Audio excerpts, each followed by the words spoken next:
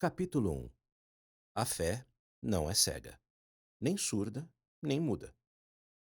Aos 19 anos de idade, quando subi ao púlpito para discursar em minha despedida missionária, mesmo após fervorosa ponderação, fiquei travado no que era a diferença entre saber e acreditar. Eu não poderia dizer com sinceridade: eu sei que o Evangelho é verdadeiro.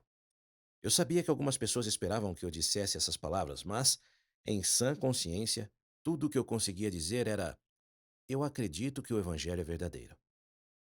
Ao notar um vaso de planta próximo, eu dizia que minha fé era como aquela planta. Eu acreditava que ela cresceria.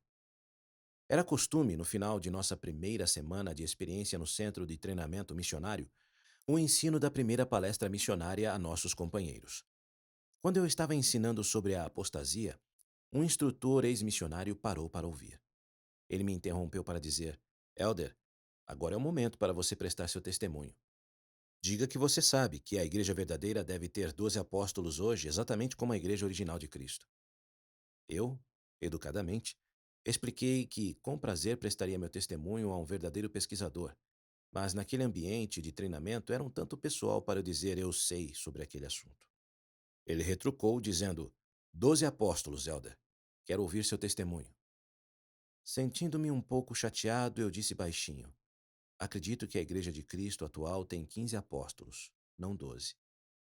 Ele puxou uma cadeira e perguntou: temos um problema, Elder? Na sequência, felizmente, fomos interrompidos.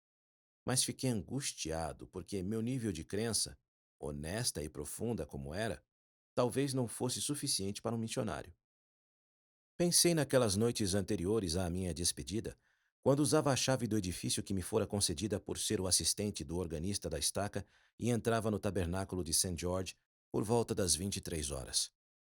Lá eu tocava o órgão de tubos do tabernáculo por cerca de 1 hora a toda velocidade, cantando sozinho as canções de Sião, com apenas a minúscula luz no console do órgão brilhando naquele antigo e sagrado edifício pioneiro. À minha maneira, eu estava prestando meu testemunho, mas era um pequeno segredo entre o Senhor e eu, e que ainda estava tomando forma. Devia ter alguma coisa ali que eu sabia, mas o que era aquilo? Essas memórias voltaram quando li o relato de Richard Bushman sobre seu segundo ano em Harvard, onde ásperos encontros com um ceticismo irreligioso o deixaram com a sensação de que ele se encontrava em território hostil. Logo, essas pressões o exauriram, até o ponto de que o agnosticismo religioso parecia a única opção viável frente ao que sabemos com certeza. Ele não sabia se existia um Deus ou se qualquer das coisas em que os Mormons acreditavam teriam realmente acontecido. Mesmo assim, ele aceitou um chamado para a missão. Mas, se eu duvidava tanto, perguntou ele posteriormente em retrospecto, por que acabei indo? Desde então, ele passou a acreditar que, na realidade, seu problema não era a fé, mas encontrar palavras que expressassem sua fé. O que lhe faltava era uma linguagem sobre o mormonismo que coubesse em uma conversa durante o jantar em Harvard. Ele agora pensa que realmente já acreditava todo esse tempo. Se não, por que havia ido para a missão? Mas ficou mudo, incapaz de explicar. Desde então, Bushman passou a vida aprendendo a se comunicar sobre religião de uma forma que pudesse ser entendida por um público secular, em vez de forçá-lo a aprender em nossa linguagem para nos compreender.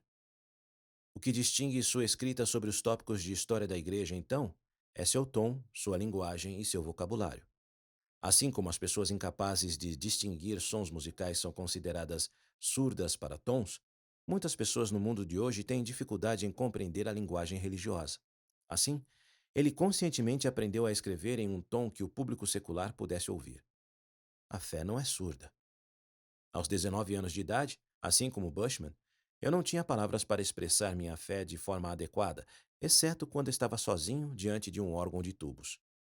As distinções entre conhecer, acreditar, duvidar e questionar não são de fácil solução. Elas muitas vezes não são claras, porque nossa experiência é mais ampla do que nosso vocabulário. E quando nossa fé, até então inabalável, confronta-se de repente com questões que nos deixam sem palavras, mesmo que por um momento, nossa fé pode parecer não apenas cega, mas muda. Nesse ponto, podemos desejar ter um livro do tipo Fé para Leigos, isto é, naquele momento em que nos sentimos sem palavras por causa de nossas dores de crescimento espiritual e nos perguntamos se algo está errado. Isso significaria que também somos infiéis? Provavelmente não, mas podemos necessitar de um vocabulário mais completo. Um crescimento na fé pode ser considerado também um aperfeiçoamento na linguagem. A fé não é muda. Assim, como aconteceu com Bushman quando escreveu sobre Joseph Smith, minha parte deste livro acabou sendo autobiográfica.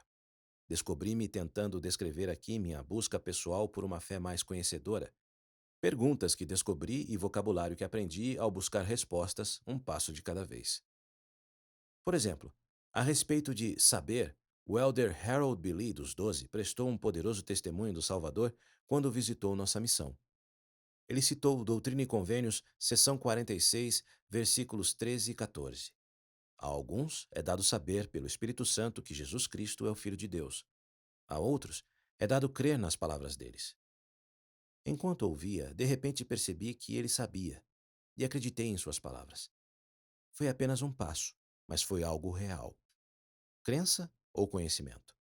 Um pouco de cada. Posteriormente, gradualmente, fui sabendo por mim mesmo.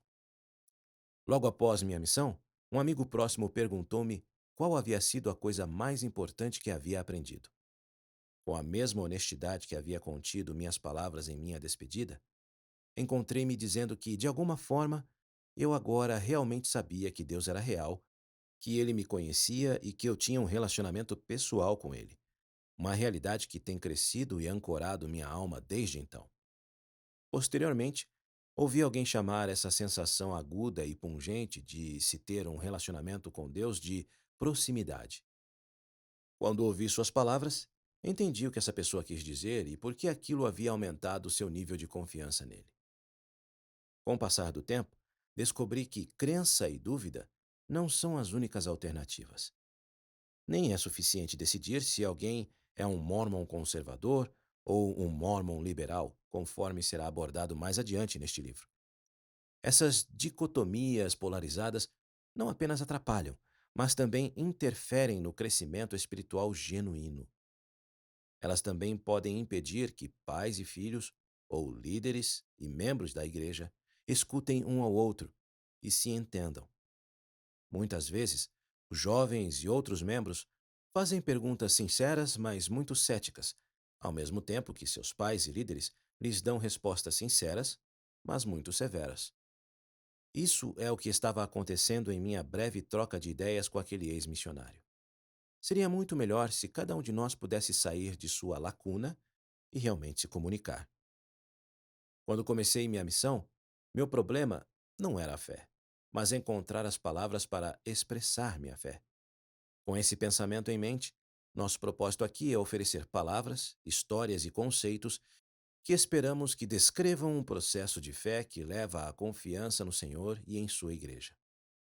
Nosso coração está com as pessoas cuja fé venha a ser abalada por informações, pessoas ou experiências que parecem lançar dúvidas sobre suas crenças. Encontrar surpresas e incertezas faz parte do processo natural de crescimento da fé. Já passamos por muitas dessas surpresas. Nossa linguagem apenas reflete nossa experiência.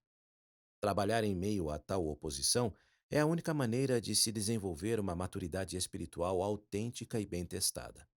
Essa é a razão pela qual o poeta inglês John Milton não poderia oferecer recompensa a uma virtude enclausurada, uma virtude que nunca foi provada, testada e que nunca enfrentou seu adversário.